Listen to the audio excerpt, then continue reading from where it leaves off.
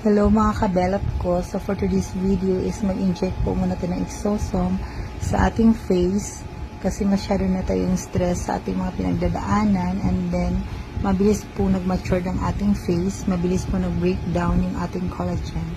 So ayan mga kabelat ko, para maging fresh ulit, nag-inject po ako ng exosome.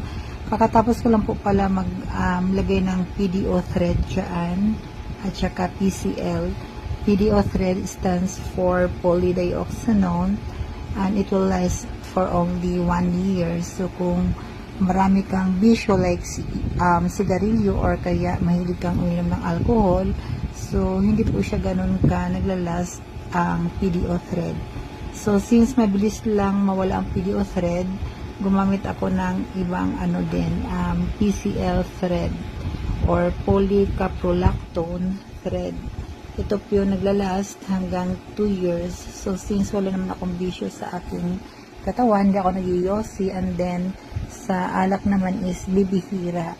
So, at saka hindi po ako masyadong nagpakababad sa alak. Kaya, natatagal po sa akin ang mga ganyang mga pangpaganda.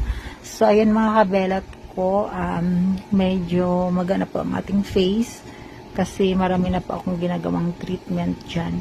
So, para sa kaalaman po ng lahat na